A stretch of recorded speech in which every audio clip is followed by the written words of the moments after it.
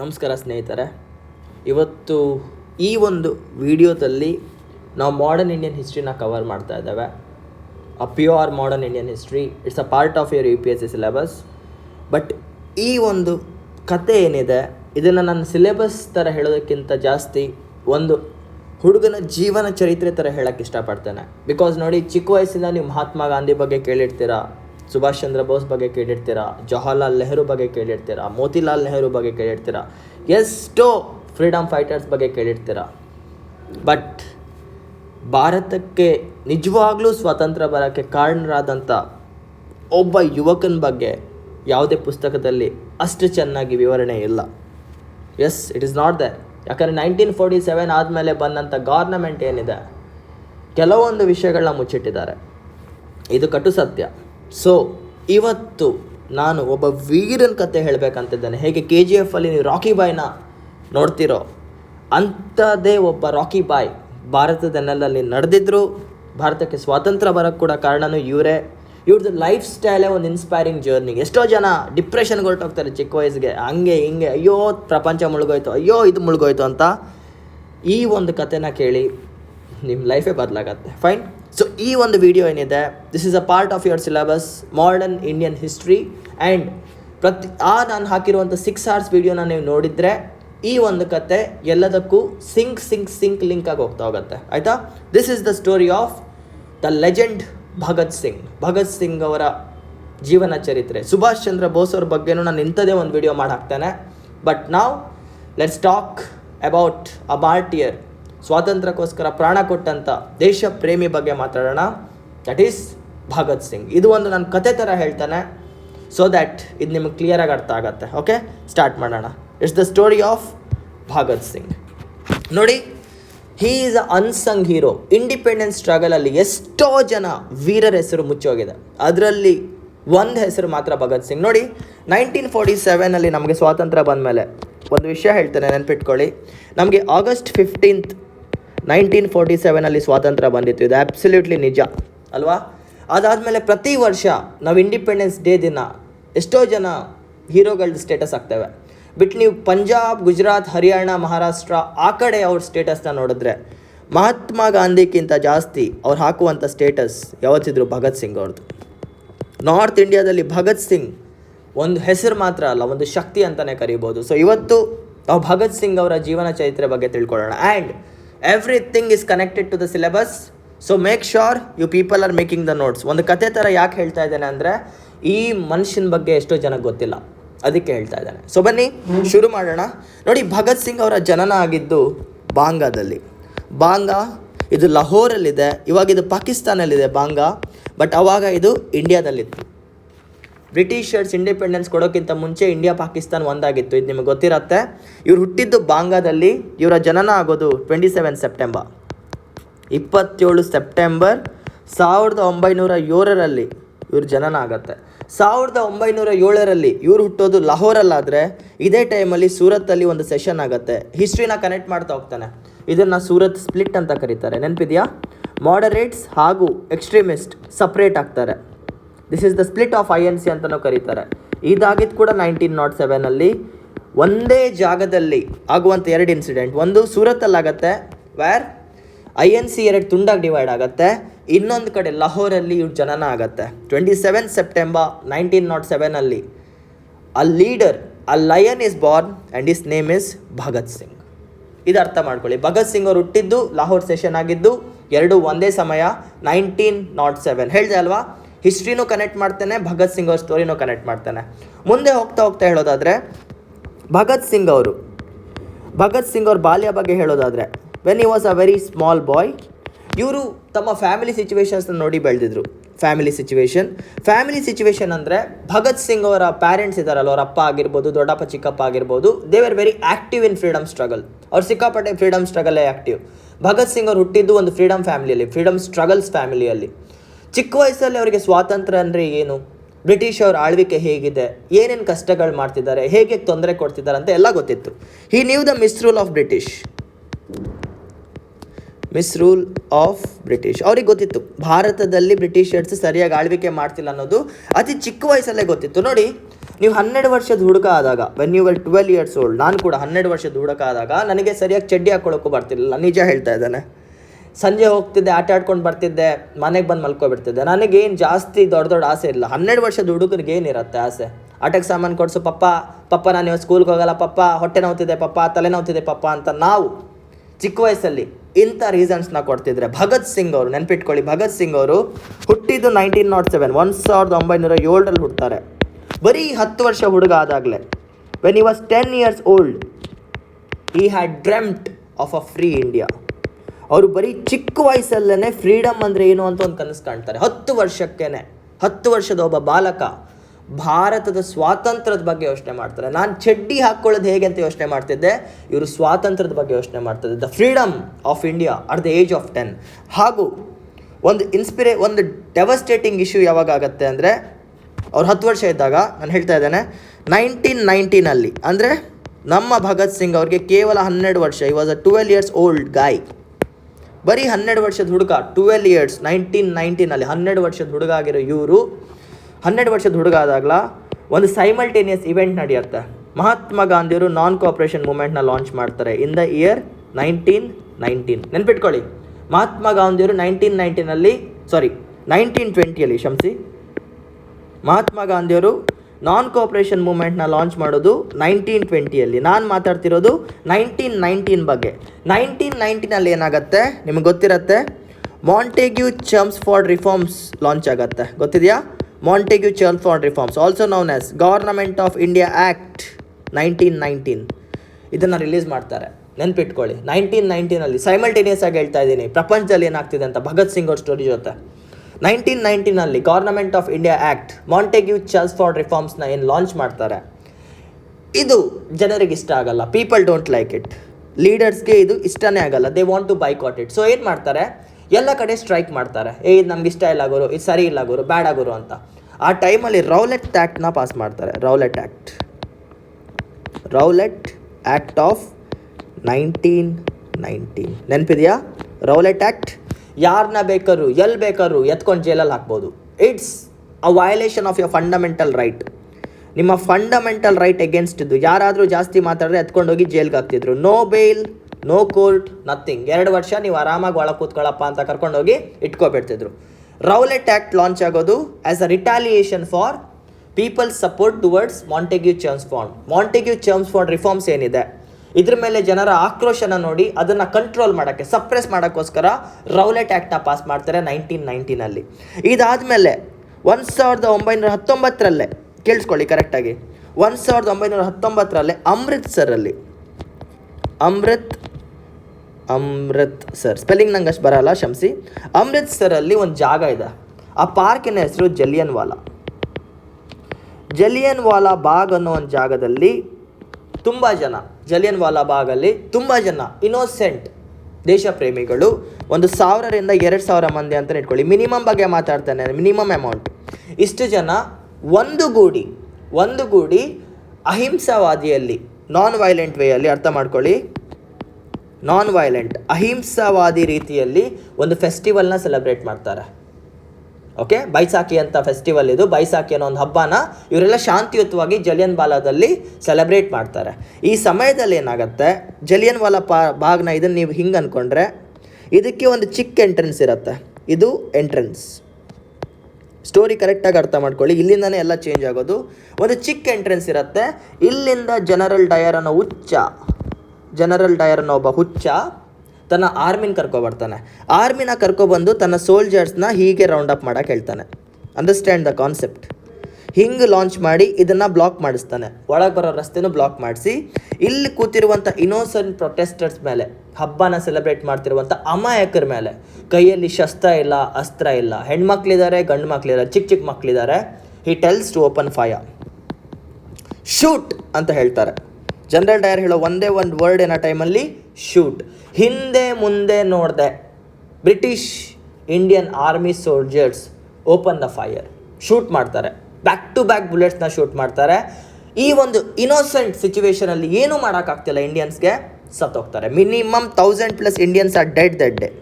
ಒಂದೇ ರಾತ್ರಿಯಲ್ಲಿ 1000 ಜನ ಅಮಾಯಕರ ಪ್ರಾಣ ಬಲಿ. ಅರ್ಥ ಮಾಡ್ಕೊಳ್ಳಿ. ಜಲಿಯನ್ ವಾಲಾ ಬಾಗ್ ಮಸಾಕರ್ ಅಂದರೆ ಇದೆ. ಸಾವಿರಾರು ಜನ ಕೂತ್ಕೊಂಡು ಬೈಸಾಕಿ ಅನ್ನೋ ಒಂದು ಹಬ್ಬನ ಸೆಲೆಬ್ರೇಟ್ ಮಾಡ್ತಾಯಿದ್ರು ಶಾಂತಿಯುತವಾಗಿ. ಜನರಲ್ ಡಯರಲ್ಲಿ ಹೋಗಿ ಶೂಟ್ ಅಟ್ ಸೈಟ್ ಆರ್ಡರ್ ಕೊಡ್ತಾನೆ, ಯಾರು ಕಾಣ್ತಾರೆ ಅವ್ರನ್ನ ಹೊಡೆದಾಕಿ ಅಂತ. 1000-2000 ಜನ ಸತ್ತೋಗಿದ್ದಾರೆ. ನೆಲದ ಮೇಲೆ ರಕ್ತ ಹರಿತಿದೆ, ರಕ್ತದ ನದಿನೇ ಹರಿತಿದೆ ಅಂತ ಇಟ್ಕೊಳ್ಳಿ. ಇಲ್ಲೊಂದು ಚಿಕ್ಕ ಬಾವಿ ಇರುತ್ತೆ, ತುಂಬ ಜನ ಬುಲೆಟಿನ ತಪ್ಪಿಸ್ಕೊಳ್ಳೋಕ್ಕೆ ಬಾವಿಯಲ್ಲಿ ಎಗಡ್ತಾರೆ. ಇದು ಕೂಡ ಆಗಿದೆ. ಆ ಬಾವಿಯಲ್ಲಿ ಎಗಡ್ದಾಗ ಒಬ್ಬರ ಮೇಲೆ ಒಬ್ಬರು ಎಗ್ರಿ ಕೆಳಗಿರೋರು ಉಸಿರು ಕಟ್ಟು ಕೂಡ ಸತ್ತೋಗ್ತಾರೆ. ಜಲಿಯನ್ ವಾಲಾ ಬಾಗ್ ಮಸಾಕರ್ ಅಂದರೆ ಇದು ನೀವು ಬುಕ್ಕಲ್ಲಿ ನೋಡುವಂಥ ಒಂದು ಚಿಕ್ಕ ಇನ್ಸಿಡೆಂಟ್ ಅಲ್ಲ. ಸಾವಿರಾರು ಜನ. ಒಂದು ಮೇಕೆನ ಸಾಯಿಸಿದ್ರೇ ಎಷ್ಟು ರಕ್ತ ಹೋಗುತ್ತೆ ಅಂತ ನಿಮ್ಗೆ ಗೊತ್ತಿರುತ್ತೆ. ಒಂದು ಕೋಳಿನ ಸಾಯಿಸಿದಾಗ ಎಷ್ಟು ರಕ್ತ ಹೋಗುತ್ತೆ ಅಂತ ನಿಮ್ಗೆ ಗೊತ್ತಿರುತ್ತೆ. ರೋಡಲ್ಲಿ ಒಬ್ಬರಿಗೆ ಆಕ್ಸಿಡೆಂಟ್ ಆದರೆ ರಕ್ತ ಎಷ್ಟು ಹೋಗುತ್ತೆ ಅಂತ ಗೊತ್ತಿರುತ್ತೆ. ಸಾವಿರಾರು ಜನರ ರಕ್ತ ನೆಲದ ಮೇಲೆ. ಆ ನೆಲ ಕೆಂಪಾಗಿ ಕಾಣ್ತಿದೆ ಅಂದರೂ ಕೂಡ ತಪ್ಪಿಲ್ಲ. ರಕ್ತದ ನದಿನೇ ಹರಿಸ್ತಾರೆ ಜನರಲ್ ಡೈರ್ ಅವರು. ಆಬ್ಸಲ್ಯೂಟ್ ಹುಚ್ಚ ಅಂತಲೇ ಕರಿತಾನೆ, ಸೈಕೋ ನನ್ನ ಮಗ ಅಂತ ಕರಿತಾನೆ ನಾನು ಅವನ್ನ. ತಪ್ಪೇ ಇಲ್ಲ. I hate him to the best of my life. ಇಷ್ಟು ಜನ ಅಮಾಯಕರ ಪ್ರಾಣ ತೆಗೆದು ಅವನ ಮೇಲೆ ಅರ್ಥ ಮಾಡ್ಕೊಳ್ಳಿ, ಇಷ್ಟು ಜನರ ಪ್ರಾಣ ಹೋಗುತ್ತೆ. ಇದಕ್ಕೆ ರಿಟ್ಯಾಲಿಯೇಷನ್ ಆಗಿ ಮಹಾತ್ಮ ಗಾಂಧಿಯವರು ನಾನ್ ಕೋಆಪರೇಷನ್ ಮೂವ್ಮೆಂಟ್ನ ಲಾಂಚ್ ಮಾಡ್ತಾರೆ 1920. ಇದ್ರ ಬಗ್ಗೆ ಬರೋಣ, ಈ ಕತೆಗೆ ಬರೋಣ, 1920ಗೆ ಬರೋಣ. ಬಟ್ ಇವಾಗ ಭಗತ್ ಸಿಂಗ್ ಅವ್ರ ಲೈಫ್ ಸ್ಟೋರಿ ಬಗ್ಗೆ ಕೇಳಿ. ಜಲಿಯನ್ ವಾಲಾ ಬಾಗ್ ಮಸಾಕರ್ ಆಗುತ್ತೆ ಅಲ್ವಾ. ದೆರ್ ಈಸ್ ಅ ರೈಟಿಂಗ್, ಒಂದು ಸ್ಟೇಟ್ಮೆಂಟ್ ಇದೆ ಒಂದು ಕಥೆಯಲ್ಲಿ. ಏನಂದರೆ, ಈ ಜಲಿಯನ್ ವಾಲಾ ಬಾಗ್ ಆದಮೇಲೆ 12 ವರ್ಷದ ಹುಡುಗ, ಅರ್ಥ ಮಾಡ್ಕೊಳ್ಳಿ, 12 ವರ್ಷದ ಹುಡುಗ, ಚಿಕ್ಕ ಹುಡುಗ, ನಾನು ಹೇಳ್ದೆ ಅಲ್ವಾ ಚಡ್ಡಿ ಹಾಕೊಳ್ಳೋಕ್ಕೂ ಬರಲ್ಲ ನನಗೆ ಅಂತ. ಈ ಚಿಕ್ಕ ಹುಡುಗ ಈ ಇನ್ಸಿಡೆಂಟ್ ಆದಮೇಲೆ ಜಲಿಯನ್ ವಾಲಾ ಬಾಗಿಗೆ ಹೋಗ್ತಾರೆ. He goes to that place. ಅಷ್ಟೊಂದು ಹತ್ಯೆ ಆಗಿದ್ದಂಥ ಒಂದು ಜಾಗಕ್ಕೆ ಭಗತ್ ಸಿಂಗ್ ಅವ್ರು ಹೋಗ್ತಾರೆ.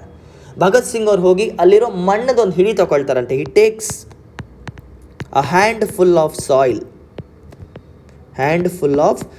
ಭಗತ್ ಸಿಂಗ್ ಅವರು ಆ ನೆಲದ ಮೇಲೆ ರಕ್ತ ಚಿಮ್ಮಿರುವಂಥ ಏನು ಮಣ್ಣಿದೆ ಅದನ್ನು ಹಿಡ್ಕೊಂಡು ಮನೆಗೆ ತಗೊಬರ್ತಾರೆ. ಹಿ ಬ್ರಿಂಗ್ಸ್ ಇಟ್ ಬ್ಯಾಕ್.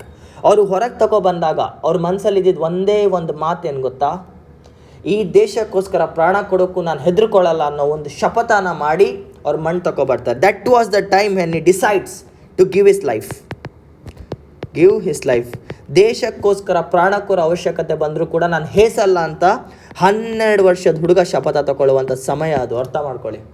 ಈಗಿನ ಕಾಲದಲ್ಲಿ ನಾವುಗಳು ಪಕ್ಕದ ಮನೇಲಿ ಯಾರಿಗಾದ್ರು ತೊಂದರೆ ಆದರೆ ನಮ್ಮನೆ ಸುರಕ್ಷಿತವಾಗಿದೆ ಅಂತ ಸುಮ್ಮನೆ ಇರ್ತೇವೆ. ಯಾವುದೋ ಒಂದು ಮನೆಯಲ್ಲಿ ಯಾವುದೋ ಒಂದು ಹುಡುಗಿ ರೇಪ್ ಆದರೆ ನಮ್ಮನೆ ಹೆಣ್ಮಕ್ಳು ಚೆನ್ನಾಗಿದ್ದಾಳೆ ಅಂತ ಸಮಾಧಾನ ಪಡ್ತೇವೆ. ಇಂಥ ಒಂದು ಸೆಲ್ಫಿಶ್ ಎನ್ವಿರಾನ್ಮೆಂಟಲ್ಲಿ 12 ವರ್ಷದ ಹುಡುಗ ಶಪಥ ತಗೊಳ್ಳೋದು ಏನರ ಬಗ್ಗೆ, ಭಾರತದ ಸ್ವಾತಂತ್ರ್ಯದ ಬಗ್ಗೆ, ಬ್ರಿಟಿಷರ್ಸ್ನ ಮುಗಿಸೋದ್ರ ಬಗ್ಗೆ 12ನೇ ವರ್ಷದಲ್ಲಿ ಶಪಥ ತಗೊಳ್ತಾರೆ. That is Bhagat Singh. ಇದಾದಮೇಲೆ ಇನ್ನೂ ಹೇಳ್ತಾನೆ, ನಾನ್ ಕೋಆಪರೇಷನ್ ಮೂಮೆಂಟ್ನ ಮಹಾತ್ಮ ಗಾಂಧಿ ಅವ್ರು ಲಾಂಚ್ ಮಾಡ್ತಾರೆ 1920. ಗೊತ್ತಿದೆಯಾ ನಾನ್ ಕೋಆಪರೇಷನ್ ಮೂಮೆಂಟ್? ಅಹಿಂಸಾವಾದಿ ಮಹಾತ್ಮ ಗಾಂಧಿಯವರು ಅಹಿಂಸಾವಾದಿ, ಇವರಿಂದನೇ ಸ್ವಾತಂತ್ರ್ಯ ಬಂದಿದೆ ಅಂತ ಹೇಳ್ತಾರೆ. ಈ ಸಮಯದಲ್ಲಿ 12 ವರ್ಷದಲ್ಲಿದ್ದ ಭಗತ್ ಸಿಂಗ್ ಸಂತೋಷ ಪಡ್ತಾರೆ. He was very happy. 12 ವರ್ಷದ ಹುಡುಗ ಸ್ವಾತಂತ್ರ್ಯ ಪಡ್ತಾನೆ. ಯಾಕೆ? ಮಹಾತ್ಮ ಗಾಂಧಿಯವರು ಒಂದು ಮಾತು ಹೇಳ್ತಾರೆ 1920, ನೀವು ನನಗೆ ಈ ಒಂದು ಸಂಗ್ರಾಮದಲ್ಲಿ ಸಹಾಯ ಮಾಡಿದ್ರೆ 1 ವರ್ಷದಲ್ಲಿ ಫ್ರೀಡಮ್ ಅಂತ ಹೇಳ್ತಾರೆ. I will give you freedom in 1 year.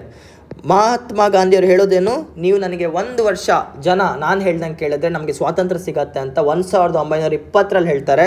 12 ವರ್ಷದ ಹುಡುಗ ಕನಸ್ಕೊಡಾದೆ ಏನದು? ಇಂಡಿಪೆಂಡೆನ್ಸ್.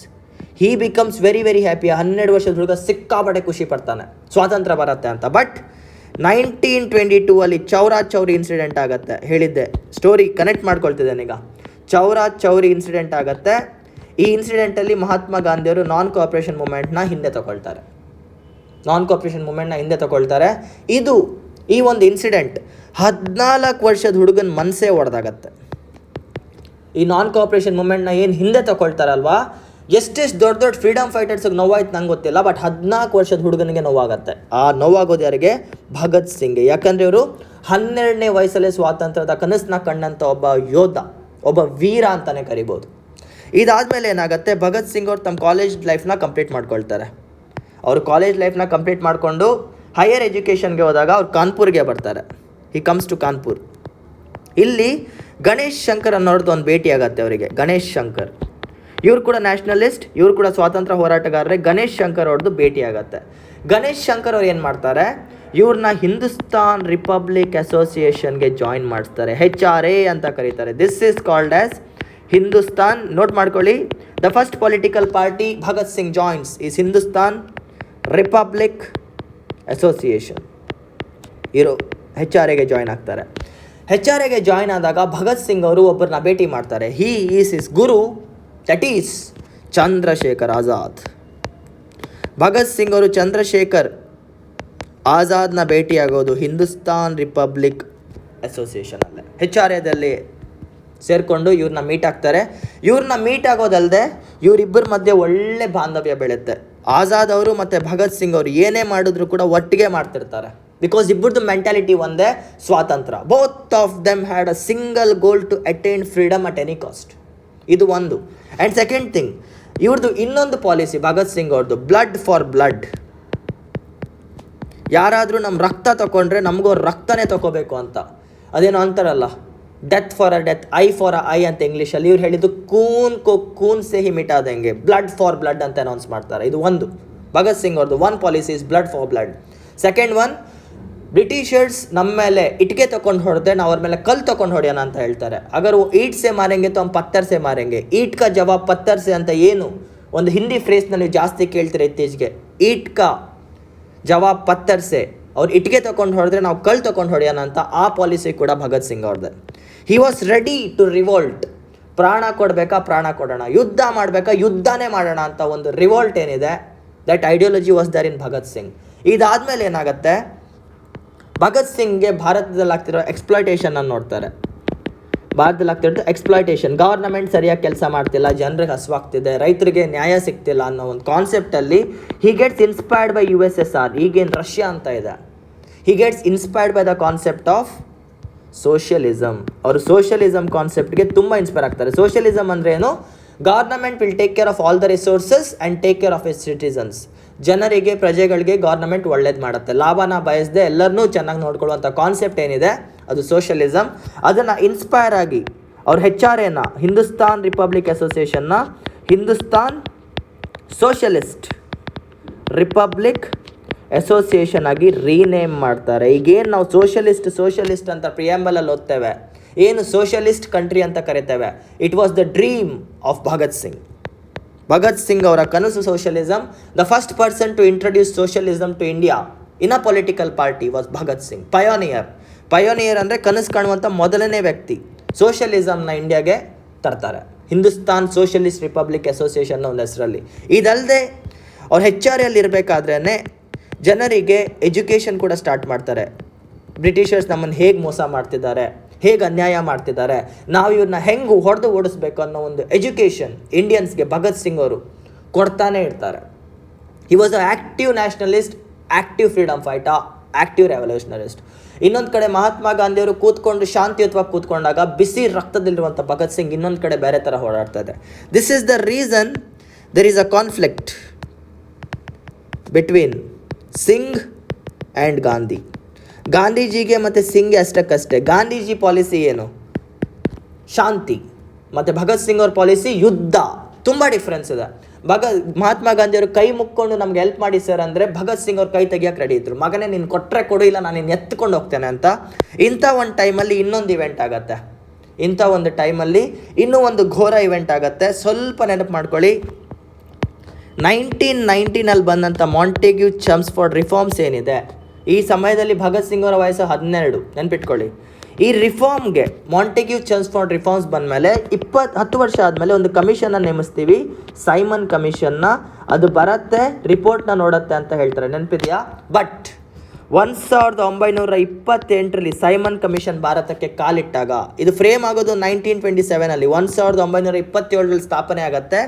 1928 ಇವರು ಭಾರತಕ್ಕೆ ಬಂದಾಗ Indians say no, Indians don't accept it. ಯಾಕಂದರೆ ಈ ಕಮಿಷನಲ್ಲಿ ಒಬ್ಬನೇ ಒಬ್ಬ ಭಾರತೀಯ ಇರಲ್ಲ. There is no Indian in this commission. Because of this people revolt. They say Simon go back. ಒಂದು famous slogan is Simon go back. The second famous slogan is India for Indians. ಎಲ್ಲ connect ಮಾಡ್ತಾ ಇದ್ದಾನೆ ನೋಡಿ. Simon go back, India for Indians ಅನ್ನೋ ಒಂದು slogan. Simon ನೀನು ವಾಪಸ್ ಹೋಗು, ನೀನು ನಮಗೆ ಬೇಕಾಗಿಲ್ಲ, ನಿಮ್ಮ ಕಮಿಟಿ ನಮಗೆ ಬೇಕಾಗಿಲ್ಲ ಅಂತ ಎಲ್ಲ ಕಡೆ ಇಂಡಿಯನ್ಸ್ ರಿವೋಲ್ಟ್ ಮಾಡಬೇಕಾದ್ರೆ ಲಾಹೋರಲ್ಲೊಂದು ಇಶ್ಯೂ ಆಗುತ್ತೆ. ಲಾಹೋರ್ಗೆ ಬನ್ನಿ, ಇದೇ ಟೈಮಲ್ಲಿ ಲಾಹೋರ್ಗೆ ಬನ್ನಿ. ಇದು ಕೂಡ 1928. ಡೇಟ್ ಬಗ್ಗೆ ಮಾತಾಡೋದಾದರೆ ಅಕ್ಟೋಬರ್ 28. ಇದು ನೆನಪಿಲ್ದಿದ್ರು ಪರವಾಗಿಲ್ಲ, ಈ ಡೇಟ್ ನೆನಪಿಟ್ಕೊಳ್ಳಿ, ಈ ಊರು ನೆನಪಿಟ್ಕೊಳ್ಳಿ. ಇಲ್ಲಿ ಸೈಮನ್ ಕಮಿಷನ್ ವಿರುದ್ಧ ಆಂದೋಲನ ನಡೆಸಿದ್ರಲ್ಲಿ ಲೀಡರ್ಶಿಪ್ ತಗೊಂಡಿದ್ದು ಲಾಲಾ ಲಜಪತ್ ರಾಯ್ ಅವರು. ಲಾಲಾ ಲಜಪತ್ ರಾಯ್ ಅವರು ಇವರ ನೇತೃತ್ವದಲ್ಲಿ ವಿದ್ರೋಹ ನಡೆಯುತ್ತೆ. ಅಂದರೆ ಸೈಮನ್ ಗೋ ಬ್ಯಾಕ್ ಅಂತ. ಆ ಟೈಮಲ್ಲಿ ಏನಾಗುತ್ತೆ, ಆ ಊರಿನ ಎಸ್ ಪಿ ಲಾಠಿ ಚಾರ್ಜ್ಗೆ ಪರ್ಮಿಷನ್ ಕೊಡ್ತಾನೆ. ಲಾಠಿ ಚಾರ್ಜ್ ಕೊಟ್ಟಾಗ ಅಲ್ಲಿರುವಂಥ ಪೊಲೀಸ್ ಆಫೀಸರ್ಸ್ ಲಾಲಾ ಲಜಪತ್ ರಾಯ್ ಮೇಲೆ ಲಾಠಿ ಚಾರ್ಜ್ ಮಾಡ್ತಾರೆ. ಅವರ ವಯಸ್ಸನ್ನು ನೋಡಲ್ಲ, ಲಾಠಿ ಚಾರ್ಜ್. ಅವರ ವಯಸ್ಸನ್ನು ನೋಡಲ್ಲ, ಅವರ ಎಕ್ಸ್ಪೀರಿಯನ್ಸ್ ನೋಡಲ್ಲ, ಹೊಡಿತಾನೆ ಇರ್ತಾರೆ. ಸಾಯೋ ಥರ ಹೊಡಿತಾರೆ, ಸಿಕ್ಕಾಪಟ್ಟೆ ಗಾಯ ಆಗುತ್ತೆ. ಹಿಂದೆ ಮುಂದೆ ನೋಡಿದೆ ಒಬ್ಬ ಸೀನಿಯರ್ ಫ್ರೀಡಮ್ ಫೈಟರ್ನ ಸಿಕ್ಕಾಪಟ್ಟೆ ಹೊಡಿತಾರೆ. ನೆನ್ಪಿಟ್ಕೊಳ್ಳಿ, ಲಾಲ್, ಬಾಲ್, ಪಾಲ್, ಇವ್ರು 3 ಹಿಸ್ಟ್ರಿಯಲ್ಲಿ ಬರುವಂಥ ಗ್ರೇಟ್ ಎಕ್ಸ್ಟ್ರೀಮಿಸ್ಟ್ ಲೀಡರ್ಸ್. ಲಾಲಾ ಲಜಪತ್ ರಾಯ್, ಬಿಪಿನ್ ಚಂದ್ರ ಪಾಲ್, ಬಾಲ್ ಗಂಗಾಧರ್ ತಿಲಕ್. ಇವ್ರು ಹೊಡಿತಿರೋದು ಲಾಲಾ ಲಜಪತ್ ರಾಯ್ನ. ಇವ್ರು ಎಷ್ಟೋ ಜನಕ್ಕೆ ಇನ್ಸ್ಪಿರೇಷನ್ ಆಗಿದ್ರು. ರೋಡ್ ಮಧ್ಯದಲ್ಲಿ ಹೊಡಿತಾರೆ ಲಾಲಾ ಲಜಪತ್ ರಾಯ್ನ ಲಾಠಿ ಚಾರ್ಜಲ್ಲಿ. ಆಫ್ಟರ್ 2 ವೀಕ್ಸ್, 2 ವಾರ ಆದಮೇಲೆ ಅವ್ರು ಹಾಸ್ಪಿಟ್ಲಲ್ಲೇ ಪ್ರಾಣ ಬಿಡ್ತಾರೆ. ಅವ್ರು ಹೊಡೆದಿದ್ದು ಎಷ್ಟು ಜೋರಾಗಿರುತ್ತೆ ಅಂದರೆ ಲಾಲಾ ಲಜಪತ್ ರಾಯ್ ಅವ್ರನ್ನ ಅಡ್ಮಿಟ್ ಮಾಡ್ತಾರೆ. 2 ವಾರ ಆದಮೇಲೆ ಅವರು ದೈವಾಧೀನರಾಗ್ತಾರೆ. Lala Lajpat Rai is killed with conflict with the police officers in Simon commission. ಇಂಥ ಒಂದು ಘಟನೆ ನಡೆದಾಗ ಭಗತ್ ಸಿಂಗ್ ಅವರಿಗೆ ನೋವಾಗುತ್ತೆ. It hurt Bhagat Singh. ಇದು ಭಗತ್ ಸಿಂಗ್ ಅವ್ರಿಗೆ ಸಿಕ್ಕಾಪಟ್ಟೆ ನೋವುಂಟು ಮಾಡುತ್ತೆ. ಯಾಕಂದರೆ ಲಾಲಾ ಲಜಪತ್ ರಾಯ್ ಅವ್ರು ಏನಿದ್ದಾರೆ, ಹಿ was the Guru of Bhagat Singh. Bhagat Singh ಇವ್ರನ್ನ ಗುರು ಥರ ನೋಡ್ತಾ ಇದ್ರು. ಈಗ ನಿಮ್ಮ ಟೀಚರ್ನ ನಿಮ್ಮ ಮುಂದೆ ಯಾರಾದ್ರು ಹೊಡೆದ್ರೆ ನೀವು ಸುಮ್ಮನೆ ಇರಲ್ಲ. ಆ ಕಿಚ್ಚು ಭಗತ್ ಸಿಂಗ್ ಅವರಲ್ಲಿ ಉತ್ಕೊಳ್ತು. ಯಾಕಂದರೆ ಅವರ ಗುರುವಿನ ಸಾವಾಗಿದೆ. ಯಾರಿಂದ? ಬ್ರಿಟಿಷರ್ಸಿಂದ. ಯಾಕೆ? ಎಸ್ ಪಿಯಿಂದ. ಸೊ ಏನಂತಾರೆ ಅವರು, ಎತ್ತು ಬಿಡೋಣ ಅಂತ ಹೋಗ್ತಾರೆ. They decide to finish him off. ಅವರು ಆರ್ಡರ್ ಕೊಟ್ಟಂಥ ಎಸ್ ಪಿನ ಮುಗಿಸ್ಬಿಡೋಣ ಅಂತ ಹೋಗ್ತಾರೆ. This case is famously known as Lahore conspiracy case. ಇದನ್ನು ಲಾಹೋರ್ ಕಾನ್ಸ್ಪಿರಸಿ ಕೇಸ್ ಅಂತ ಕರೀತಾರೆ. ನೋಟ್ ಮಾಡಿ ಇಟ್ಕೊಳ್ಳಿ. This is known as Lahore conspiracy case. ಇಲ್ಲೇನು ಮಾಡ್ತಾರೆ ಅಂದರೆ 17th ಡಿಸೆಂಬರ್, ಡೇಟ್ ನೆನಪಿಲ್ದಿದ್ರು ಪರವಾಗಿಲ್ಲ, ಇಸ್ವಿ ನೆನಪಿಟ್ಕೊಳ್ಳಿ, 1928. ಎಲ್ಲ ಸೈಮನ್ ಕಮಿಷನ್ ಬಂದಾಗಲೇ ಆಗಿದ್ದು. ಅನಿಷ್ಟ ನನ್ನ ಮಗ ಏನು ಮಾಡ್ತಾರೆ, ಭಗತ್ ಸಿಂಗ್ ಅವರು ಪ್ಲಸ್ ಅವರಿಬ್ಬರು ಫ್ರೆಂಡ್ಸ್ ಸುಖದೇವ್ ಮತ್ತು ರಾಜ್ಗುರು, ಈ 3 ಹೆಸರು ನೆನಪಿಟ್ಕೊಳ್ಳಿ. ಭಗತ್ ಸಿಂಗ್, ಸುಖದೇವ್, ರಾಜ್ಗುರು, ಈ 3 ಜನ ಸೇರಿಕೊಂಡು ಆ ಊರಿನ ಲಾಹೋರ್ನ ASP, assistant superintendent of police ಸಾಂಡರ್ಸ್ನ ಹತ್ಯೆ ಮಾಡ್ತಾರೆ. They shoot him dead in public. Bullet ತಗೊಂಡು ಹೊಡೆದಾಕ್ತಾರೆ. Shot dead. ಏನು ಮಾಡ್ತಾರೆ ಅವರು, Bhagat Singh, Sukhdev, Rajguru, as a retaliation for the death of their guru, ಅವರ ಗುರುವಿನ ಸಾವನ್ನ ಅವೆಂಜ್ ಮಾಡೋಕ್ಕೆ ಆ ಲಾಹೋರ್ನ SP ಸಾಂಡರ್ಸ್ನ ಹೊಡೆದಾಕ್ತಾರೆ. Assistant superintendent of police. ಇವರು ಆರ್ಡರ್ ಕೊಟ್ಟಿರಲ್ಲ, ಲಾಠಿ ಚಾರ್ಜ್ ಕೊಡೋ ಆರ್ಡರ್ ಇವ್ರದ್ದು ಆಗಿರಲ್ಲ, ಆದರೂ ಕೂಡ ಇವ್ರನ್ನ ಹೊಡೆದಾಕ್ತಾರೆ. And then he escapes from Lahore. ಹೊಡೆದಾಕಿ ಲಾಹೋರಿಂದ ಹೊರಟಾಗ್ತಾರೆ. ಅರ್ಥ ಮಾಡ್ಕೊಳ್ಳಿ. ಲಾಹೋರಲ್ಲಿ ಹೊಡೆದಾಕಿ ಆ ASPನ ಹೊಡೆದಾಕಿ ಲಾಹೋರಿಂದ ಎಸ್ಕೇಪ್ ಆಗ್ತಾರೆ. ಗ್ರೇಟ್. ಗುರುವನ್ನ ಸಾಯಿಸಿದ್ರೆ ಯಾವನಾದರೂ ಹಾಗೆ ಆ್ಯಕ್ಟ್ ಮಾಡ್ತಾರೆ. And they didn't kill any innocent police officer. ಅವನು ಕೂಡ ಭಾರತೀಯರ ಜೊತೆ ನಾಯಿ ಥರ ಆಡ್ತಿದ್ದ. So that's the reason he was assassinated with the mentorship of Chandrashekhar Azad. ಆಯಿತಾ? ಇದಾದಮೇಲೆ ಏನಾಗುತ್ತೆ, 2 ಆ್ಯಕ್ಟ್ ಪಾಸ್ ಮಾಡ್ತಾರೆ. ಈಗ ಅರ್ಥ ಮಾಡ್ಕೊಳ್ಳಿ. ಸ್ವಲ್ಪ ದಿನ ಅವ್ರು ಸೈಲೆಂಟ್ ಆಗಿರ್ತಾರೆ. ಬಟ್ ಭಗತ್ ಸಿಂಗ್ ಅವ್ರು ಏನು ಮಾಡ್ತಾರೆ, ಅರ್ಥ ಮಾಡ್ಕೊಳ್ಳಿ, ಎಲ್ಲ ಕನೆಕ್ಟ್ ಆಗಿದೆ. ಭಗತ್ ಸಿಂಗ್ ಅವ್ರು ಏನು ಮಾಡ್ತಾರೆ, what he does, he goes to Calcutta after this. ಅವ್ರು ಕಲ್ಕತ್ತಾಗೆ ಹೋಗ್ತಾರೆ. ಕಲ್ಕತ್ತಾಗೆ ಹೋಗಿ ಹಿ ಮೀಟ್ಸ್ ಜತಿನ್ ದಾಸ್. ಅವರು ಜತಿನ್ ದಾಸ್ನ ಮೀಟ್ ಮಾಡ್ತಾರೆ. ಕಲ್ಕತ್ತಾಗೆ ಹೋಗಿ ಅವರು ಜತಿನ್ ದಾಸ್ ಅನ್ನೋರನ್ನ ಮೀಟ್ ಮಾಡ್ತಾರೆ. ಹಾಗೂ ಹಿ ಲರ್ನ್ಸ್ ಹೌ ಟು ಮೇಕ್ ಬಾಂಬ್ನ ಮಾಡೋದು ಹೇಗೆ ಅಂತ ಇಲ್ಲಿ ಹೋಗಿ ಕಲಿತಾರೆ. ಬಾಂಬ್ ಅಂದರೆ ಆಟಮ್ ಬಾಂಬ್, ಟೈಮ್ ಬಾಂಬ್ ಅಲ್ಲ, ನಾಟಿ ಬಾಂಬ್, ರೆಗ್ಯುಲರ್ ಬಾಂಬ್ನ ಮಾಡೋದು ಹೇಗೆ ಅಂತ ಕಲಿತಾರೆ. ಭಗತ್ ಸಿಂಗ್ ಅವರು ಲಾಹೋರ್ ಬಿಟ್ಟ ಮೇಲೆ ಹೋಗೋದು ಕ್ಯಾಲ್ಕತ್ತಾಗೆ, ಜತಿನ್ ದಾಸ್ನ ಮೀಟ್ ಆಗ್ತಾರೆ. ಬಾಂಬ್ನ ಮಾಡೋದು ಹೇಗೆ ಅಂತ ಕಲಿತಾರೆ. ಅರ್ಥ ಮಾಡ್ಕೊಳ್ಳಿ, ಬಾಂಬ್ನ ಮಾಡೋದು. ಇದಾದಮೇಲೆ ಬ್ರಿಟಿಷ್ ಅವರು ತುಕಾಲಿ ನನ್ನ ಮಕ್ಕಳು, ಅವರು ರೂಲ್ಸ್ ಮೇಲೆ ರೂಲ್ಸ್ ಮಾಡ್ತಾನೆ ಇರ್ತಾರೆ. They make 2 devastating rules. One is trade dispute bill. ಇದು ಸ್ವಲ್ಪ ಅರ್ಥ ಮಾಡ್ಕೊಳ್ಳಿ. 2 ಇಂಪಾರ್ಟೆಂಟ್ ಆ್ಯಕ್ಟ್ ಈಗ ನೋಟ್ ಮಾಡ್ಕೊಳ್ಳಿ. One is trade dispute bill, one more is public safety bill. Trade dispute bill, one more is public safety bill. ಈ 2 ಬಿಲ್ನ introduce ಮಾಡ್ತಾರೆ ಎಲ್ಲ ಬ್ರಿಟಿಷರ್ಸ್ ಕಾಲದಲ್ಲಿ. ಇದರ ಅರ್ಥ ಏನು? ಟ್ರೇಡ್ ಡಿಸ್ಪ್ಯೂಟ್ ಬಿಲ್ ಅಂದರೆ ನೀವು ಇನ್ ಕೇಸ್ ಸ್ಟ್ರೈಕ್ ಮಾಡಬೇಕಂತ ಅಂದ್ಕೊಂಡ್ರೆ, ಬಂದ್ ಮಾಡಬೇಕು ಅಂತ ಅಂದ್ಕೊಂಡ್ರೆ, if you want to do a strike, if you want to do a bandh, 15 days prior return notice ಕೊಡಬೇಕು ಅನ್ನೋದೇ ಇದ್ರ ಆ್ಯಕ್ಟ್. ಅಂದರೆ ನಾಳೆ ನೀವೇನಾದರೂ ಬಂದ್ ಮಾಡಬೇಕಂತ ಅಂದ್ಕೊಂಡ್ರೆ 15 ದಿನ ಮುಂಚೆನೇ ಬ್ರಿಟಿಷ್ ಗವರ್ನಮೆಂಟ್ಗೆ ನೀವು ನೋಟಿಸ್ ಕೊಡಬೇಕು, ನಾವು ಬಂದ್ ಮಾಡ್ತಾ ಇದ್ದೀವಿ ಅಂತ. This is trade dispute bill of 1929 or 1928 ಅಂತ, 1929 ಅಂತ ಅನ್ಕೊಳ್ಳಿ. ಇದು first bill. Trade dispute bill ಅಂದ್ರೆ ಏನು? ನೀವು ಸ್ಟ್ರೈಕ್ ಮಾಡಬೇಕಂತ ಇದ್ದರೆ 15 ದಿನ ಮುಂಚೆನೇ ಬ್ರಿಟಿಷರ್ಸ್ಗೆ ರಿಟರ್ನ್ ಪರ್ಮಿಷನ್ ಕೊಡಬೇಕು. ನೋಡಿ, ರೌಲೆಟ್ ಆ್ಯಕ್ಟ್ ಬಗ್ಗೆ ನಿಮಗೆ ಗೊತ್ತಿದೆ. ಇವಾಗ ಮತ್ತೊಂದು ಆ್ಯಕ್ಟ್ ಏನದು? Trade dispute bill. ಇನ್ನೊಂದು ಪಬ್ಲಿಕ್ ಸೇಫ್ಟಿ ಬಿಲ್. ಈ ಬಿಲ್ಲಿನ ಪ್ರಕಾರ ಏನಂದರೆ, ಯಾರ ಮೇಲಾದ್ರು ಡೌಟ್ ಬಂದರೆ he can be arrested. Rowlatt act ಥರನೇ he can be arrested without question. ಯಾರನ್ನ ಬೇಕಾದ್ರೂ ಎಲ್ಲಿಂದ ಬೇಕಾದ್ರೂ ಅರೆಸ್ಟ್ ಮಾಡ್ಬೋದು. ಇದು ಒಂದು. ಯಾಕಂದರೆ ಆ ಟೈಮಲ್ಲಿ ರೆವಲ್ಯೂಷನರಿ ಆ್ಯಕ್ಟಿವಿಟೀಸ್ ತುಂಬ ಜಾಸ್ತಿ ಇತ್ತು. ಭಗತ್ ಸಿಂಗ್ ಅವ್ರ ಇನ್ಸ್ಪಿರೇಷನಿಂದ ಜನ ರೊಚ್ಚಿಗೆದ್ದಿದ್ರು. ಎಲ್ಲ ಕಡೆ ಸ್ಟ್ರೈಕ್ಸ್ ಆಗ್ತಾಯಿತ್ತು. ಮಹಾತ್ಮ ಗಾಂಧಿ ಅವ್ರದ್ದೇನೂ ನಡೀತಾ ಇಲ್ಲ 1929 ಹೇಳಬೇಕಂದ್ರೆ. ಮಹಾತ್ಮ ಗಾಂಧಿ ಅವ್ರದ್ದೇನೂ ನಡೀತಾ ಇಲ್ಲ. He was silent. Mahatma Gandhi was absolutely silent in this time period. ಈ ಟೈಮ್ ಪೀರಿಯಡ್ ನೋಡಿ, 1929 ಬಗ್ಗೆ ಮಾತಾಡ್ತಾ ಇದ್ದೇನೆ. Gandhi is silent. Mahatma Gandhi is silent in this time period. ಯಾರು ಸೌಂಡ್ ಮಾಡ್ತಾ ಇದ್ದಾರೆ? ಭಗತ್ ಸಿಂಗ್ ಅವ್ರು ಸೌಂಡ್ ಮಾಡ್ತಾ ಇದ್ದಾರೆ with Sukhdev, with Rajguru, with the supervision of Chandrashekhar Azad. ಇಲ್ಲಿ ಮಹಾತ್ಮ ಗಾಂಧಿ ಅವ್ರು 1929 ಸೈಲೆಂಟ್ ಆಗಿದ್ದಾರೆ. ಅರ್ಥ ಮಾಡ್ಕೊಳ್ಳಿ. ಇದರಿಂದ ಏನಾಗ್ತಿದೆ, ಆಲ್ ಓವರ್ ಇಂಡಿಯಾ, ಪ್ರಪಂಚದ ಭಾರತದ ಮೂಲೆ ಮೂಲೆಯಲ್ಲೂ ಜನ ರಿವೋಲ್ಟ್ ಗೆದ್ದಿದ್ದಾರೆ because of the inspiration of Bhagat Singh and his team. ಅರ್ಥ ಆಗ್ತಿದೆಯಾ? ಸೊ ಇದನ್ನ ಕಂಟ್ರೋಲ್ ಮಾಡೋಕ್ಕೆ 2 ಬಿಲ್ ಪಾಸ್ ಮಾಡ್ತಾರೆ. Trade dispute bill, public safety bill. Trade dispute bill ಅಂದರೆ ಸ್ಟ್ರೈಕ್ ಮಾಡಬೇಕಂದ್ರೆ 15 ದಿನ ಮುಂಚೆ ನೀವು ಇನ್ಫಾರ್ಮೇಷನ್ ಕೊಡಬೇಕು. ಪಬ್ಲಿಕ್ ಸೇಫ್ಟಿ ಬಿಲ್ ಅಂದರೆ ಯಾರನ್ನ ಎಲ್ಲಿಂದ ಬೇಕಾದ್ರೂ ಎತ್ಕೊಂಡು ಹೋಗ್ಬೋದು. ಇದೆರಡಿದ್ರೆ ಸಾಕಲ್ಲ, ವಿದ್ರೋಹ ಆಗೋಕ್ಕೆ ಬಿಡಲ್ಲ, ಸ್ಟ್ರೈಕ್ ಆಗೋಕ್ಕೆ ಬಿಡಲ್ಲ, ಯಾರು ಸೌಂಡ್ ಎತ್ತಂಗೆ ಇಲ್ಲ. ಇದಕ್ಕೆ ರಿಟ್ಯಾಲಿಯೇಷನ್ ಆಗಿ ಈ ಬಿಲ್ಗೆ ಗಟ್ಟಿಯಾಗಿ ಸೌಂಡ್ ಕೊಡಬೇಕಂತ ಭಗತ್ ಸಿಂಗ್ ಅವರು ಪಾರ್ಲಿಮೆಂಟ್ ಮೇಲೆ ಬಾಂಬ್ ಹಾಕಬೇಕಂತ ಫಿಕ್ಸ್ ಆಗ್ತಾರೆ. Parliament bomb. ಪಾರ್ಲಿಮೆಂಟ್ ಅಂದರೆ ಇಂಡಿಯಾದಲ್ಲಿದೆ ಅಲ್ವಾ, ಅದೇ ಪಾರ್ಲಿಮೆಂಟ್. ಇದನ್ನು ಆವಾಗ ಇಂಡಿಯನ್ ಲೆಜಿಸ್ಲೇಟಿವ್ ಕೌನ್ಸಿಲ್ ಅಂತ ಕರೀತಿದ್ರು. Indian legislative council. ಈ ಕೌನ್ಸಿಲ್ ಮೇಲೆ ಬಾಂಬ್ ಹಾಕೋಕ್ಕೆ ರೆಡಿ ಆಗ್ತಾರೆ, ಹೋಗ್ತಾರೆ ಕೂಡ. He goes to the parliament and drops a bomb.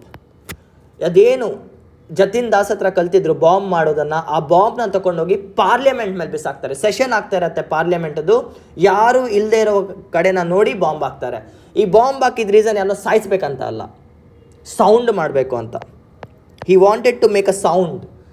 ಆ ಬಾಂಬ್ ಅಷ್ಟು ಪವರ್ಫುಲ್ ಆಗೋ ಇರಲಿಲ್ಲ. ಆ ಬಾಂಬ್ನ ಹಾಕಾದ್ಮೇಲೆ ಎಲ್ಲರೂ ಕಿವಿ ಮುಚ್ಕೊಳ್ತಾರೆ. ಯಾಕಂದರೆ ಬಾಂಬ್ ಬ್ಲಾಸ್ಟ್ ಆದಾಗ ಸೌಂಡ್ ಬರುತ್ತೆ. ಎಲ್ಲರೂ ಕಿವಿ ಮುಚ್ಕೊಂಡಾಗ Bhagat Singh shouts very hard, Inquilab Zindabad ಅಂತ ಫಸ್ಟ್ ಟೈಮ್ ಪಾರ್ಲಿಮೆಂಟಲ್ಲಿ ಕೂಗ್ತಾರೆ. ತುಂಬ ಜೋರಾಗಿ ಹೇಳ್ತಾರೆ. ಯಾಕಂದರೆ ಆ್ಯಂಡ್ ಈ ಸೇಸ್ ಒನ್ ಮೋರ್ ಥಿಂಗ್, ಕೆಪ್ ನನ್ನ ಮಕ್ಕಳಿಗೆ ಮಾತು ಕೇಳಲ್ಲ, ಅದಕ್ಕೆ ಸೌಂಡ್ ಮಾಡಬೇಕಂತ ಹೇಳಿ ಬಾಂಬ್ ಹಾಕಿ Inquilab Zindabad, long live the revolution ಅನ್ನೋ ಸ್ಲೋಗನ್ಸ್ನ ಮತ್ತೆ ಹೇಳ್ತಾರೆ. ಇದಾದಮೇಲೆ ಹಿ ಡಸಂಟ್ ಎಸ್ಕೇಪ್. ಅವ್ರು ಎಸ್ಕೇಪ್ ಆಗಕ್ಕೆ ಹೋಗಿರಲ್ಲ ಅಲ್ಲಿ, ಈ ಸರೆಂಡರ್ಸ್. ನೋಡಿ, ಈ ಸರೆಂಡರ್ಸ್. ಇನ್ನೊಂದು ವಿಷಯ ನೆನ್ಪಿಟ್ಕೊಳ್ಳಿ. ಇನ್ನೊಂದು ಕಡೆ ಲಾಹೋರ್ ಕಾನ್ಸ್ಪಿರಸಿ ಕೇಸ್ ಕೂಡ ಇದೆ. ಲಾಹೋರ್ ಕೇಸ್ ಏನು? He is an accused or a suspect in the case of murder of Saunders. 1928 1 ವರ್ಷ ಹಿಂದೆನೇ ಅವರು ಲಾಹೋರ್ ಕಾನ್ಸ್ಪಿರಸಿ ಕೇಸಲ್ಲಿ ಪೊಲೀಸ್ ಹುಡುಕ್ತಾ ಇದ್ದಾರೆ. ಆದರೂ ಕೂಡ 1929 ಪಾರ್ಲಿಮೆಂಟ್ಗೆ ಹೋಗಿ ಸರೆಂಡರ್ ಆಗ್ತಾರೆ. ಇಂಥ ಗುಂಡಿಗೆ ನಿಮಗಿದೆಯಾ? ನನಗಂತೂ ಇಲ್ಲ. ಒಬ್ಬರು ನನ್ನ ಹುಡುಕ್ತಾ ಇದ್ದಾರೆ ಸಾಯಿಸೋಕ್ಕೆ ಅಂತ ಗೊತ್ತಾದಾಗ ನಾನು ತಲೆ ಮುಚ್ಕೊಂಡಿರ್ತೇನೆ ಹೊರತು, ಈ ಮಹಾನ್ ಭಾವ ಎದುರಾಕೊಂಡು ಹೋಗಿ ಬಾಂಬ್ ಬ್ಲಾಸ್ಟ್ ಮಾಡ್ತಾರೆ. ಭಯ ಅಂದರೆ ಏನಂತ ಕೂಡ ಭಗತ್ ಸಿಂಗ್ಗೆ ಗೊತ್ತಿರಲ್ಲ. ಯಾಕೆ? ಜಲಿಯನ್ ವಾಲಾ ಬಾಗಲ್ಲಿ ಅವ್ರು ತಗೊಂಡಿದ್ದ ಶಬ್ದ ಎಲ್ಲೇ ಹೋದರೂ ಕೂಡ ಭಾರತಕ್ಕೆ ಸ್ವಾತಂತ್ರ್ಯ ಕೊಡ್ತಾರೆ ಅನ್ನೋ ಒಂದು ಆಸೆಯಿಂದ 1 ವರ್ಷ ಟೈಮ್ ಪೀರಿಯಡಲ್ಲಿ ಹೋಗಿ ಬಾಂಬ್ ಬ್ಲಾಸ್ಟ್ ಮಾಡ್ತಾರೆ. ಎಷ್ಟು ದಮ್ ಇರಬೇಕು, ಎಷ್ಟು ಮೀಟ್ರ್ ಇರಬೇಕು. ರಾಕಿ ಬಾಯ್ ರಿಯಲ್ ಲೈಫಲ್ಲಿ ಇದ್ದರೆ ಭಗತ್ ಸಿಂಗ್ಗೆ. ಅರ್ಥ ಆಗ್ತಿದೆಯಾ? Bhagat Singh is the rocky boy of India. ಆಮೇಲೆ ಏನಾಗುತ್ತೆ, ಇವ್ರನ್ನ ಅರೆಸ್ಟ್ ಮಾಡ್ತಾರೆ. ಇವ್ರನ್ನ ಅರೆಸ್ಟ್ ಮಾಡಿ ಇವ್ರ ಮೇಲೆ ಕೇಸದು ಜುಡಿಷಿಯರಿ ಸ್ಟಾರ್ಟ್ ಆಗುತ್ತೆ. ಅದೇನೋ ತೀರ್ಪು ಕೊಡೋದು, ಇನ್ವೆಸ್ಟಿಗೇಷನ್ ಎಲ್ಲ ಸ್ಟಾರ್ಟ್ ಆಗುತ್ತೆ. ಈ ಟೈಮಲ್ಲಿ ಭಗತ್ ಸಿಂಗ್ ಅವರು ಜೈಲ್ಗೆ ಹೋದಾಗ, ಅರ್ಥ ಮಾಡ್ಕೊಳ್ಳಿ, ಈಗ ಇನ್ನೊಂದು ಸ್ಟೋರಿ, ಇನ್ನೊಂದು ಕಾಂಟ್ರಿಬ್ಯೂಷನ್. ಇವ್ರಿಗೆ ಜೈಲ್ಗೆ ಹೋದಾಗ ಇವ್ರಿಗೊಂದು ವಿಷಯ ಗೊತ್ತಾಗತ್ತೆ. ಇಂಡಿಯನ್ ಖೈದಿಗಳಿಗೆ, ಇಂಡಿಯನ್ ಕಸ್ಟಡಿಯಲ್ಲಿರೋ ಖೈದಿಗಳಿಗೆ ವೆರಿ ಬ್ಯಾಡ್ ಟ್ರೀಟ್ಮೆಂಟ್, ನಾಯಿ ಥರ ಟ್ರೀಟ್ ಮಾಡ್ತಾರೆ. ಒಳ್ಳೆ ಫುಡ್ ಇಲ್ಲ, ಒಳ್ಳೆ ವ್ಯವಸ್ಥೆ ಇಲ್ಲ. ಅದೇ ಇಂಗ್ಲೆಂಡ್ ಮತ್ತು ಯುರೋಪಿಯನ್ ಜೈಲರ್ಸ್ಗಾದರೆ ಗುಡ್ ಟ್ರೀಟ್ಮೆಂಟ್. ಅಂದರೆ ಭಾರತದಲ್ಲಿ ತಪ್ಪು ಮಾಡಿರುವಂಥ ಇಂಡಿಯನ್ಸ್ಗೆ ಕೆಟ್ಟ ಟ್ರೀಟ್ಮೆಂಟ್, ಯುರೋಪಿಯನ್ಸ್ ಯಾರೋ ತಪ್ಪು ಮಾಡಿದ್ರೆ ಒಳ್ಳೆ ಟ್ರೀಟ್ಮೆಂಟ್, ಅವರಿಗೆ VIP ಟ್ರೀಟ್ಮೆಂಟ್, ಇಂಡಿಯನ್ಸ್ಗೆ not even normal, very bad. ಕೊಡೋ ಊಟ ಕೂಡ ತಿನ್ನೋ ಹಾಗಿರಲ್ಲ. ಸೊ ಭಗತ್ ಸಿಂಗ್ ಅವ್ರು ಹೇಳ್ತಾರೆ, ಗಿವ್ ಅಸ್ ಅ ಈಕ್ವಲ್ ರೈಟ್ ಅಂತ. ಈ fights for the equality of ಏನೋ ಅಂತಾರೆ, ಅರೆಸ್ಟ್ ಆಗಿರೋ ಖೈದಿಗಳದ್ದು ಈಕ್ವಾಲಿಟಿಗೋಸ್ಕರ ಫೈಟ್ ಮಾಡ್ತಾರೆ. ಈ ಟೈಮಲ್ಲಿ ಏನು ಮಾಡ್ತಾರೆ, ಒಪ್ಕೊಳ್ಳಲ್ಲ ಅವರು, ಹೋಗಲ್ಲೋ ಅಂತ ಹೇಳೋದ್ರಿಂದ ಹಿ ಲಾಂಚಸ್, ನೆನ್ಪಿಟ್ಕೊಳ್ಳಿ, ಭಗತ್ ಸಿಂಗ್ ಲಾಂಚಸ್ ಇಂಡೆಫಿನೈಟ್ ಹಂಗರ್ ಸ್ಟ್ರೈಕ್, ನಿರಾಹಾರ ದೀಕ್ಷಾ. ಎಷ್ಟು ದಿನ ಗೊತ್ತೇ ಇಲ್ಲ, ಎಲ್ಲಿವರೆಗೂ ಜಸ್ಟಿಸ್ ಸಿಗಲ್ವೋ ನಾನು ನಿರಾಹಾರ ದೀಕ್ಷೆದಲ್ಲಿರ್ತೇನೆ ಅಂತ ದೀಕ್ಷೆ ತಗೊಳ್ತಾರೆ. ಅವತ್ತಿಂದ ನೀರನ್ನ ಬಿಟ್ಟರೆ ಏನೂ ಮುಟ್ಟಲ್ಲ. ಭಗತ್ ಸಿಂಗ್ ಅವರು ನೀರನ್ನ ಬಿಟ್ಟರೆ ಏನೂ ಮುಟ್ಟಲ್ಲ, ಬರೀ ನೀರು ಕುಡ್ಕೊಂಡಿರ್ತಾರೆ. No milk, no food, no bread, no rice, absolutely ಬರೀ ನೀರು ಕುಡ್ಕೊಂಡು ಸತ್ಯಾಗ್ರಹ ಶುರು ಮಾಡ್ತಾರೆ. ಇವ್ರು ಸತ್ಯಾಗ್ರಹ ಶುರು ಮಾಡಿದಾಗ ಜೈಲರ್ಸ್ ಎಲ್ಲ ರಿಲ್ಯಾಕ್ಸ್ ಆಗಿರ್ತಾರೆ. ಹುಚ್ಚಿಡ್ದಿದೆ ಇವನಿಗೆ, 3 ದಿನ ಹಸ್ಕೊಂಡಿರ್ತಾನೆ, 4ನೇ ದಿನ ತಿಂತಾನೆ ಅಂತ. ಭಗತ್ ಸಿಂಗ್ ಅವರು ಊಟನೇ ಮಾಡಲ್ಲ. ಅವ್ರು ಎಷ್ಟು ದಿನ ಸ್ಟ್ರೈಕ್ ಮಾಡ್ತಾರೆ ಅಂದರೆ, ಇವ್ರ ಹಸುವಿನ, ನಿಮ್ಗೆ ಗೊತ್ತಾ ಹೊಟ್ಟೆಲಿ ಹಸುವಾದಾಗ ಸೌಂಡ್ ಬರುತ್ತೆ ಅಂತ, ಇವ್ರ ಸೌಂಡ್ ಭಾರತದಲ್ಲಿ ಮಾತ್ರ ಅಲ್ಲ, ಬ್ರಿಟಿಷ್ ಇಂಗ್ಲೆಂಡಲ್ಲಿ ಕೂಡ ಕೇಳಿಸುತ್ತೆ. His hunger strike becomes world wide famous and it is said that it went for more than 100+ days. ಕೆಲವರು ಹೇಳ್ತಾರೆ 100 ದಿನಕ್ಕಿಂತ ಜಾಸ್ತಿ ಭಗತ್ ಸಿಂಗ್ ಊಟ ಮಾಡದೆ ಬದುಕಿದ್ರು ಅಂತ. ಯಾಕೆ? ಇಂಡಿಯನ್ಸ್ಗೆ ಸರಿಯಾಗಿ ಟ್ರೀಟ್ಮೆಂಟ್ ಆಗ್ತಿಲ್ಲ ಅನ್ನೋ ಕಾರಣಕ್ಕೆ ಹಸುವು ಹಂಗರ್ ಸ್ಟ್ರೈಕ್ನ ಲಾಂಚ್ ಮಾಡ್ತಾರೆ ವಿತ್ ಇಸ್ ಫ್ರೆಂಡ್ಸ್. ಅವರು ಮತ್ತು ಅವ್ರ ಜೊತೆ ಇದ್ದಂಥ ಫ್ರೆಂಡ್ಸ್ ನೀರನ್ನ ಬಿಟ್ಟರೆ ಏನೂ ಮುಟ್ಟಲ್ಲ. And there are orders from the higher authority. ಅವ್ರ ಕೈಯಲ್ಲಿ ಆ ನಿರಾಹಾರ ದೀಕ್ಷೆನ ಮುಡಿಸಿ ಅನ್ನಿದ್ದಕ್ಕೆ ಅವರಿಗೆ ನೀರನ್ನೂ ಕೊಡಲ್ಲ, ನೀರು ಬದಲಾಗಿ ಅವರಿಗೆ ಹಾಲು ಕೊಡೋಕ್ಕೆ ಸ್ಟಾರ್ಟ್ ಮಾಡ್ತಾರೆ. ಅವ್ರಿಗೇನು ಇನಿಷಿಯಲಿ ವಾಟರ್ ಕೊಡ್ತಾ ಇದ್ರಲ್ವಾ, ವಾಟರ್ ಬದಲು ಅವರಿಗೆ ಹಾಲು ಕೊಡೋಕ್ಕೆ ಸ್ಟಾರ್ಟ್ ಮಾಡ್ತಾರೆ. ತಗೊಂಡೋಗಿ ಹೊಡಿತಾರೆ, ನಾಯಿಗೆ ಹೊಡೆದಂಗೆ ಹೊಡಿತಾರೆ, ತಿನ್ನು ತಿನ್ನು ತಿನ್ನು ಅಂತ ಪ್ರಾಣ ಕೊಡೋಕ್ಕೆ ರೆಡಿ ಆಗ್ತಾರೆ. ಹೊರತು ಅನ್ನದ ಅಗಳನ್ನ ಬಾಯಿಗೆ ಹಾಕ್ಕೊಳ್ಳಲ್ಲ. ಎಂಥ ಡೆಡಿಕೇಶನ್ ಇರಬೇಡ. ನಾವೇನು ಡೆಡಿಕೇಶನ್ ಅಂತ ಬಾಯಿ ಬಡ್ಕೊಳ್ತೀವಲ್ಲ ನಮ್ಮ ಜೀವನದಲ್ಲಿ, ಡೆಡಿಕೇಶನ್ ಬೇಕು ಅಂತ 100 ದಿನ ಊಟ ಮಾಡದೆ ಇರುವಂಥ ಒಂದು ಡೆಡಿಕೇಶನ್ ಮುಂದೆ ನಾವೆಲ್ಲ ಯಾವ ಲೆಕ್ಕ? ಅರ್ಥ ಮಾಡ್ಕೊಳ್ಳಿ, ಭಗತ್ ಸಿಂಗ್ ಅವ್ರದ್ದು ಸ್ಯಾಕ್ರಿಫೈಸಸ್ ಅರ್ಥ ಮಾಡ್ಕೊಳ್ಳಿ. ಹಿಸ್ಟ್ರಿ ಬುಕ್ಸಲ್ಲಿ ಇದ್ರ ಬಗ್ಗೆ ಎಲ್ಲೂ ಮೆನ್ಷನ್ ಆಗಿಲ್ಲ. ಇದ್ರ ಜೊತೆಗೆ ಅವ್ರ ಮೇಲೆ ಟ್ರಯಲ್ ಕೂಡ ಆಗ್ತಾ ಇರತ್ತೆ. ಟ್ರಯಲ್ ಅಂದ್ರೆ ಏನು? ಕೋರ್ಟಲ್ಲಿ ಕಾನ್ಸ್ಪಿರಸಿ ಕೇಸ್ ಮತ್ತು ಬಾಂಬ್ ಬ್ಲಾಸ್ಟ್ ಬಗ್ಗೆ ಎನ್ಕ್ವೈರಿ ಕೂಡ ಆಗ್ತಿರತ್ತೆ. ಇವ್ರು ಈ ಸ್ಟೇಜ್ನ ಯೂಸ್ ಮಾಡ್ಕೊಳ್ತಾರೆ, ಕೋರ್ಟ್ನೇ ಸ್ಟೇಜ್ ಮಾಡ್ಕೊಳ್ತಾರೆ. That is the ideology of Bhagat Singh. ಕೋರ್ಟ್ನೇ ಸ್ಟೇಜ್ ಮಾಡಿಕೊಂಡು ಸ್ಪೀಚ್ ಕೊಡ್ತಿರ್ತಾರೆ. ಏನೇನು ಹೇಳಬೇಕಂತ ಹೇಳ್ತಾರೋ ಗಟ್ಟಿಯಾಗಿ ಮೀಡಿಯಾ ಮುಂದೆ ಓಪನ್ ಆಗಿ ಹೇಳ್ತಾರೆ. When his trials were going on, he was still working as a freedom fighter. ಕೋರ್ಟಲ್ಲಿ ಇನ್ನೇನು ಗಲ್ಲು ಶಿಕ್ಷೆ ಬೀಳಕ್ಕಂತ ಗ್ಯಾರಂಟಿ ಇದ್ದರೂ ಕೂಡ he was propagating his ideas of freedom. And he was the first person in India to demand total independence. ಈ ಏನು ಪೂರ್ಣ ಸ್ವರಾಜ್ ಅಂತ 1930 ಲಾಹೋರ್ ಸೆಷನ್ ಅಲ್ಲ, 1928 ಲಾಹೋರ್ ಸೆಷನ್ ಕಾಲ್ ಆಗತ್ತಲ್ಲ ಜವಾಹರ್ಲಾಲ್ ನೆಹರುದು, ಫಸ್ಟ್ ಕಾಲ್ ಮಾಡೋದಿರು ಟೋಟಲ್ ಇಂಡಿಪೆಂಡೆನ್ಸ್. ನೋಡಿ, INC ವಿಷಯಕ್ಕೆ ಬಂದರೆ they wanted ruling power, law making authority, ಅವರಿಗೆ ಮಿನಿಸ್ಟರ್ ಆಗಬೇಕಿತ್ತು INC ಅವರಿಗೆ, ಆಮೇಲೆ ಡೊಮಿನಿಯನ್ ಸ್ಟೇಟಸ್ ಬೇಕಿತ್ತು. ಬಟ್ ಭಗತ್ ಸಿಂಗ್ಗೆ ಟೋಟಲ್ ಇಂಡಿಪೆಂಡೆನ್ಸ್ ಬೇಕಿತ್ತು. ನಾವೇನೀಗ August 15 ಎಂಜಾಯ್ ಮಾಡ್ತೇವಲ್ಲ independence, it's a dream of Bhagat Singh. ಇದಾದಮೇಲೆ ಭಗತ್ ಸಿಂಗ್ ಅವ್ರದ್ದು ಟ್ರಯಲ್ಸ್ ನಡೀತಾ ಇರತ್ತೆ. ಅವ್ರದ್ದು ಕೊಡುವಂಥ ಮಾತು ಆಲ್ ಓವರ್ ಇಂಡಿಯಾ ಕೇಳ್ತಾ ಇರತ್ತೆ. ಆ್ಯಂಡ್ ಅವ್ರಿಗೆ ಎಷ್ಟು ಪಾಪ್ಯುಲಾರಿಟಿ ಬರುತ್ತೆ ಅಂದರೆ, entire Indian population, entire India stands towards Bhagat Singh. Bhagat ಸಿಂಗ್ನ ರಿಲೀಸ್ ಮಾಡಬೇಕು ಅಂತ ಹೇಳ್ತಾರೆ. ಆ್ಯಂಡ್ ನಿಮ್ಗೆ ಗೊತ್ತಿರುತ್ತೆ, ಮಹಾತ್ಮ ಗಾಂಧಿಯವರು 1930 ಸಿವಿಲ್ ಡಿಸೊಬಿಡಿಯನ್ಸ್ ಮೂವ್ಮೆಂಟ್ನ ಲಾಂಚ್ ಮಾಡ್ತಾರೆ, ಸಾಲ್ಟ್ ಸತ್ಯಾಗ್ರಹ. ಯಾಕೆ? ಬಿಕಾಸ್ INC ಡಿಮಾಂಡ್ಸ್ ಫಾರ್ ಪೂರ್ಣ ಸ್ವರಾಜ್. ಪೂರ್ಣ ಸ್ವರಾಜ್ ಕನಸು ಯಾರ್ದು? ಭಗತ್ ಸಿಂಗ್ ಅವ್ರದ್ದು. ಭಗತ್ ಸಿಂಗ್ ಅವರೇ ಟೋಟಲ್ ಇಂಡಿಪೆಂಡೆನ್ಸ್ನ ಹೇಳೋ ಪವರ್ಗೆ ಭಗತ್ ಸಿಂಗ್ ಅವ್ರು ಯಾವಾಗ ಟೋಟಲ್ ಇಂಡಿಪೆಂಡೆನ್ಸ್ನ ಡಿಮಾಂಡ್ ಮಾಡ್ತಾರೋ, ಜನನೂ ಡಿಮಾಂಡ್ ಮಾಡ್ತಾರೋ, INC was forced to take up this challenge.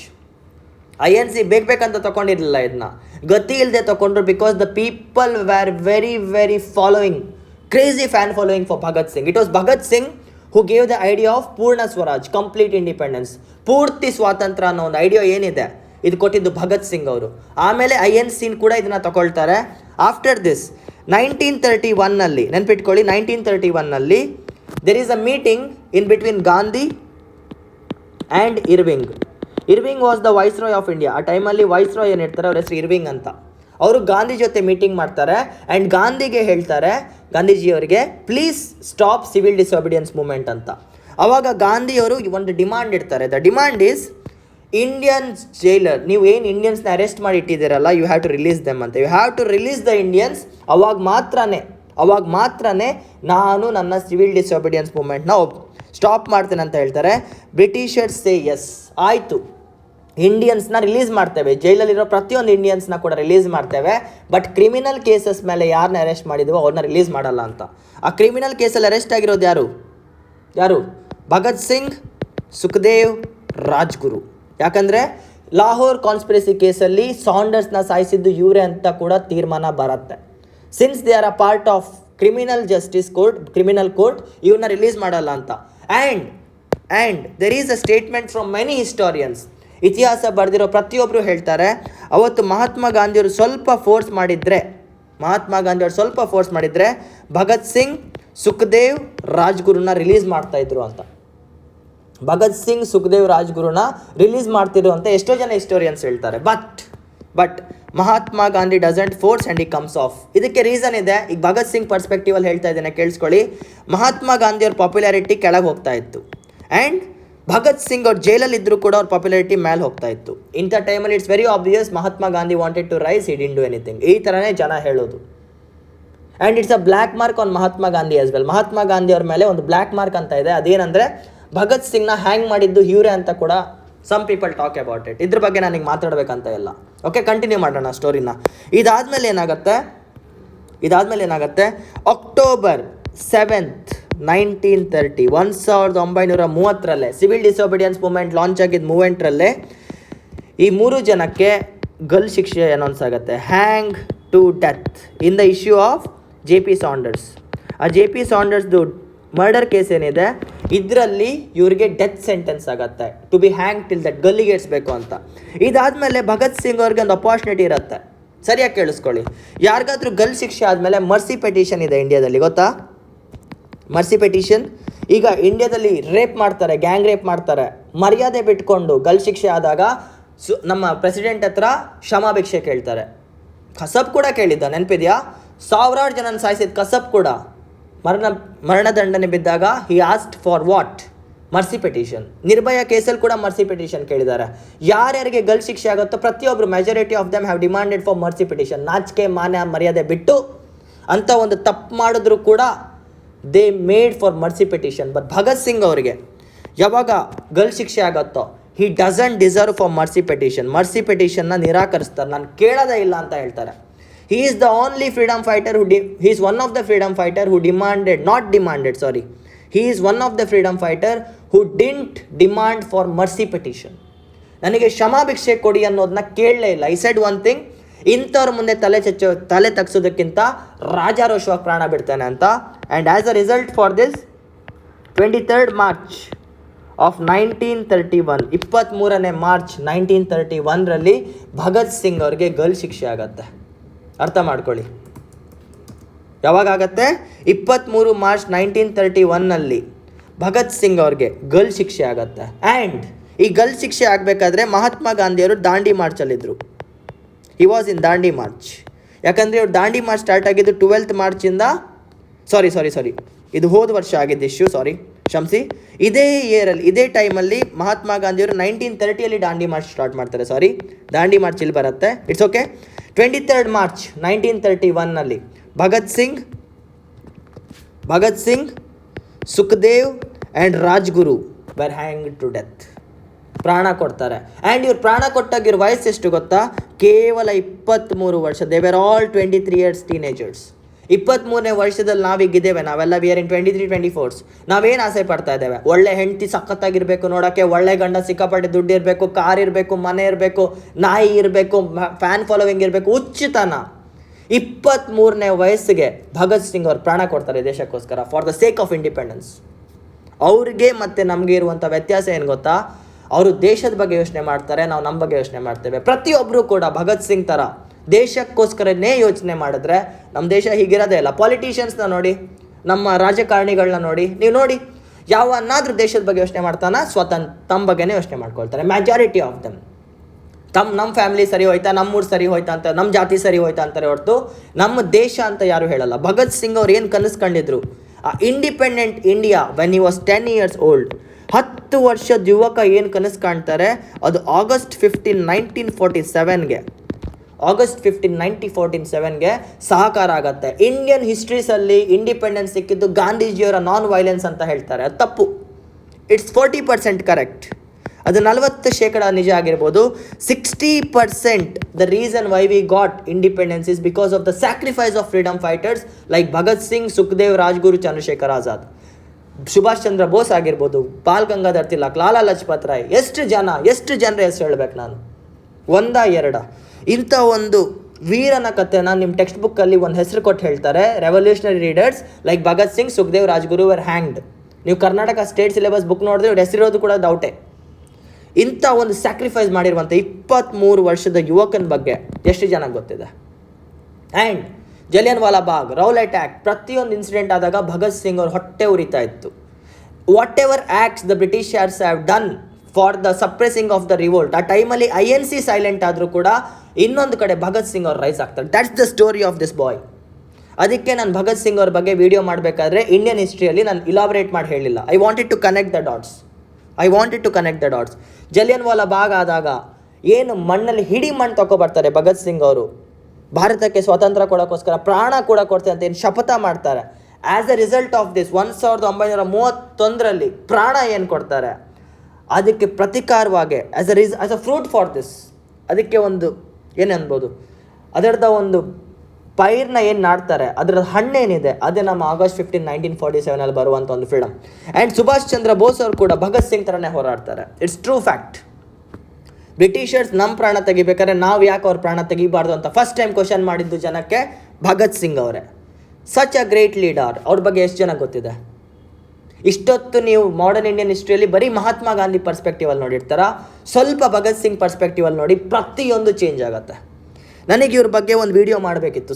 I wanted to know you people that there are lot of people whose names are hidden from the books of history ಅಂತ. One such unsung hero of the Indian independence struggle is the legend, the revolutionarist, the greatest freedom fighter according to me, my inspiration, Bhagat Singh. So this video was about the life story of Bhagat Singh. Bhagat Singh ಅವರ ಜೀವನ ಹೇಗಿತ್ತು ಅಂತ. UPSCಯಲ್ಲಿ ನಿಮ್ಗೇನಾದರೂ ಕೇಳಿದ್ರೆ name one freedom fighter whom you think was responsible for freedom struggle ಅಂತ ಇದ್ದರೆ ಮಹಾತ್ಮ ಗಾಂಧಿ ಹೆಸರನ್ನು ಹೇಳಿ, ಭಗತ್ ಸಿಂಗ್ ಅವ್ರ ಹೆಸರನ್ನ ಕೂಡ ಹೇಳಿ, because he needs to be mentioned in the books of history. ಅದಕ್ಕೆ ಭಗತ್ ಸಿಂಗ್ ಅವ್ರದ್ದು ವಿಡಿಯೋ ಮಾಡಿದೆ. ಸೊ ಈ 23ನೇ ವರ್ಷದ ಯುವಕಂದು ಕನಸೇನಿತ್ತು, ಒಂದು ಚಿಕ್ಕ ಕನಸು, ಅದು August 14, 1947 ನೆರವೇರುತ್ತೆ. ಭಗತ್ ಸಿಂಗ್ ಅವರ ಸ್ಯಾಕ್ರಿಫೈಸಸ್ನ ನಾವೆಲ್ಲ ನೆನೆಸ್ಕೋಬೇಕು. ಓಕೆ, ಜೈ.